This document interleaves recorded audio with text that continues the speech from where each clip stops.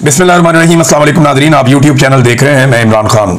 Nadreen, पहली खबर तो ये ले लें कि इमरान खान साहब के भांजे को अदालत में पेश किया गया। 5 दिन का रिमांड दिया गया था शेरशाह का। उन्हें अदालत में पेश किया गया। पाकिस्तान तहरीक इंसाफ के कारकुन आए हुए थे बड़ी तादाद में। उन्होंने नारेबाजी वहां पर की है और उसका रीजन ये है कि ये ऐलान किया गया था पार्टी की जानिब से कि इमरान खान की फैमिली से इजहार यकजहती किया जाएगा, जिस किस्म का उन पर दबाव बढ़ाया जा रहा। तो अब वहां पे आके जो पुलिस है वो ये बताती है कि इमरान खान के भांजे से हमने डंडा बरामद कर लिया है। यानी 2.5 साल गुजर गए एक मुकदमे को, एक मामले को, और 2.5 साल के बाद अब डंडा बरामद कर लिया है। यानी वो डंडा ऐसा लगता है इन्होंने किसी म्यूजियम में छुपा के रख दिया था। इमरान खान के भांजे ने जब उस डंडे के साथ पूरा एक युद्ध लड़ा था, पूरी एक जंग लड़ी थी, तो वो डंडा ला के उसने किसी म्यूजियम में छुपा दिया था और रख दिया था। वहां से उसे बरामद कर लिया गया। हैरत होती है मुझे इनके ऊपर कि 2.5 साल बाद कौन सा डंडा बरामद हो रहा है और किधर से डंडा बरामद हो रहा है, मेरी समझ से बाहर है। मुझे इन्होंने 1 साल के बाद पकड़ा। मैं वहां कवरेज के लिए गया हुआ था एक जगह पे। मुझे 2024 में इन्होंने गिरफ्तार किया और 2023 के किसी मुकदमे के अंदर मेरे से भी इन्होंने एक डंडा बरामद कर दिया और मुझे पता ही नहीं है। और वहां जाके पुलिस बता रही है जज को कि डंडा बरामद कर लिया। मैंने कहा जी मैं तो कहीं गया ही नहीं, मेरे से तो किसी ने बात ही नहीं की, मैं तो वहां सोया पड़ा था, मेरे से किसने डंडा बरामद कर लिया और कहा मैंने इनको डंडा दिया? ऐसा तो कुछ हुआ ही नहीं था। बहरहाल ये अब इमरान खान के भांजे से डंडा बरामद कर लिया। उसके बाद वो कहते हैं जी कि हमने फोन के अंदर जी वो बरामद करने हैं इनसे, जो सोशल मीडिया के इनके अकाउंट्स हैं और बाकी चीजें, और फिर हमने कोई मास्क है जो आंसू गैस वाला, वो भी हमने इनसे बरामद करता है। अब 2.5 साल के बाद चीजें बरामद हुई हैं। फिटे मुंह ऐसी ताड़ी तफ्तीश का। हैरत होती है मुझे। बहरहाल अदालत एक लेवल तक ही जा सकती है। अदालत ने जुडिशियल कर दिया इमरान खान के भांजे को, शेरशाह को। अब दूसरे भांजे को पेश किया जाएगा अदालत में। वो तो वैसे डिस्चार्ज ही होना चाहिए। शेरशाह के मामले में तो यह है कि चले एहतजाज वाली जगह पे मौजूद था, थोड़ा सा लिंगर ऑन हो जाए, लेकिन ये भी छूट जाएगा, बेगुनाह आदमी है। लेकिन जो शारेज है वो तो बिल्कुल सवाल ही पैदा नहीं होता। वो यहां था ही नहीं। वो तो यहां से कई 100 मील दूर वो उधर चित्राल में था अपनी फैमिली के साथ, दोस्तों के साथ। उसे तो वहां पता चला कि इमरान खान के साथ क्या हुआ, क्या एहतजाज हुआ और किस तरह हुआ सारा कुछ। और वो उन दिनों में वहां पे मौजूद रहा। उसका रिकॉर्ड और सारे सबूत भी हैं और वो उनकी फैमिली ने पेश भी किए हैं। बहरहाल उनका तो डिस्चार्ज होना फौरी तौर पे बनता है। अब अदालत ने जुडिशियल कर दिया है और जुडिशियल करने के बाद आप जमानत के लिए अप्लाई करते हैं, तो अब जमानत अप्लाई की जाएगी शेरशाह की। उम्मीद है कि जमानत भी हो जाएगी। लेकिन देखिए, जिस केस में डंडे अभी तक 2.5 साल के बाद बरामद हो रहे हैं, उस केस में सीसीटीवी फुटेज आज तक बरामद नहीं हो सकी। ये कंटोनमेंट का इलाका है, ये कोर कमांडर हाउस था, कोई नॉर्मल जगह नहीं है। यहां पे जगह जगह सीसीटीवी कैमरे लगे हुए हैं, एंट्रेंस पे भी लगे हुए हैं, हर तरफ लगे हुए हैं, बल्कि कंटोनमेंट में लगे हुए हैं। वहां तक हर जगह की सीसीटीवी फुटेज मौजूद है। लेकिन सीसीटीवी फुटेज जो है वो अभी तक गायब कर दी गई है। हर चीज मिल रही है, सीसीटीवी फुटेज नहीं मिल रही। ये जनाब इनकी सूरत हाल है। अलीमा खानम साहिबा ने वहां पे मीडिया से बातचीत की। वैसे बड़ी हिम्मत है, बड़ा हौसला है अलीमा खान साहिबा का, क्योंकि जब बेटे आपके गिरफ्तार हो जाए तकलीफ बहुत होती है और माओ का दिल वैसे भी आपको पता है बहुत नरम होता है। तो अलीमा खान ने कहा कि ये डरे हुए हैं, ये दबाव डाल रहे हैं कि इमरान खान माफी मांगे। इमरान खान क्यों माफी मांगे? ये समझते हैं कि लोग ऐसे डर जाएंगे, मगर ये खुद अंदर से डरे हुए हैं। फिर अलीमा खान साहिबा ने एक और बात की, और वो बात उन्होंने कही एस्टेब्लिशमेंट के हवाले से ही। उन्होंने कहा कि एस्टेब्लिशमेंट इमरान खान से डरती है। एस्टेब्लिशमेंट में जरूरत नहीं है कि जाकर इमरान खान से मुलाकात करे। एस्टेब्लिशमेंट में अगर जरूरत होती तो वीलॉगर से मुलाकात की खबरें ना चलवाती, बल्कि इमरान खान से मिलकर दिखाती। लेकिन वो इमरान खान से मिल नहीं पा रहे। ये इमरान खान साहब की बहनें जो है बड़ी अग्रेसिवली आई हैं। और एक जो इमरान खान साहब का भांजा है वो तो जुडिशियल हो गया। अब वो उम्मीद कर रहे हैं कि उसको बेल मिल जाएगी।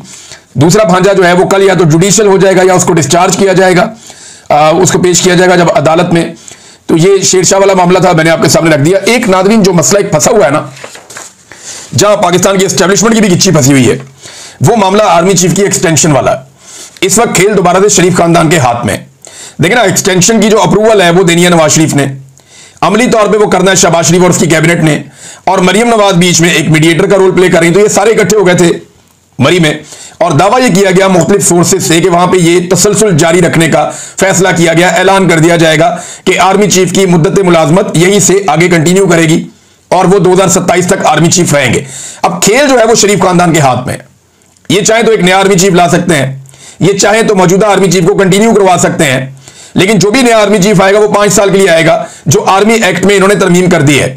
अब मौजूदा आर्मी चीफ को 5 साल देने या नहीं देने, इसका इख्तियार भी इस वक्त शरीफ खानदान के पास है। तो शरीफ खानदान क्या मांग रहा है, ये है सबसे बड़ी खबर।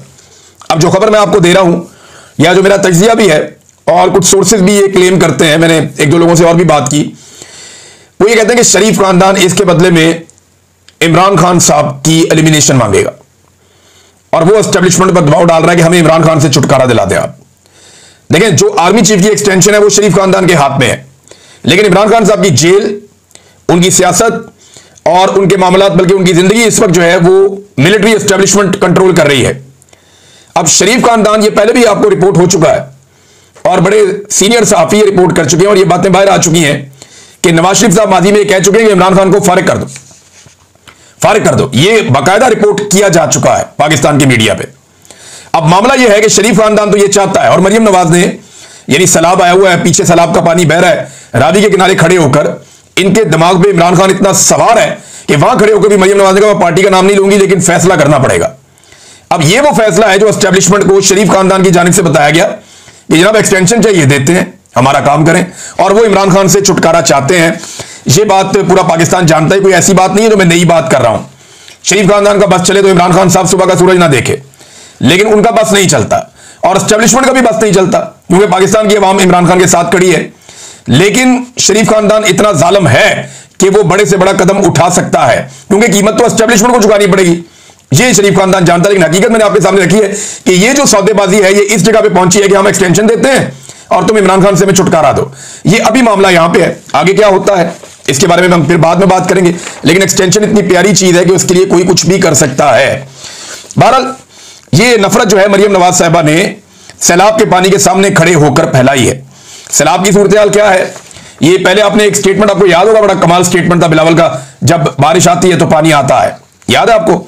अभी उसी तरह का एक स्टेटमेंट मरियम नवाज से मंसूब हो गया कि जनाब पानी इसलिए आया कि बारिश की वजह से जो रेन्स हुई है, भाई बारिश को अंग्रेजी में रेन कहते हैं, ये जो रेन्स हुई हैं ये लोग एक्चुअली बुखलाए हुए हैं, इन्हें समझ नहीं आ रही और टिकटॉक बनाने के लिए सारे के सारे निकल पड़े हैं।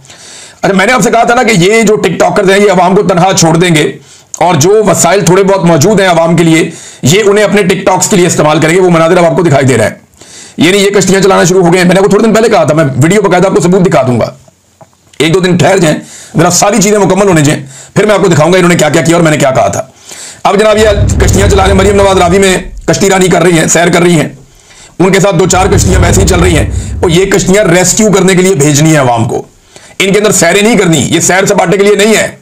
मरियम नवाज साहब पहुंच गई, पहले फिर हेलीकॉप्टर पे इन्होंने एंजॉय किया, हेलीकॉप्टर पे निकले, वहां से जाके जनाब एक जायजा लिया, उसके बाद कश्तियों में घुस गए और हालत इनकी ये है कि ये तस्वीरें लगाएंगे, म्यूजिक बनाएंगे, अपनी मशहूरी करेंगे, अखबारात में इश्तिहार देंगे, कश्तियां चलाएंगे, हेलीकॉप्टर चलाएंगे और इस सारी सूरत हाल को अपने फायदे के लिए इस्तेमाल करेंगे। जैसे कार्ल मार्क्स ने कहा था कि जब भी कोई आफत आती है ना तो वो गरीब आदमी के लिए होती है, जो अमीर लोग होते हैं उनके लिए उसमें अपॉर्चुनिटी होती है।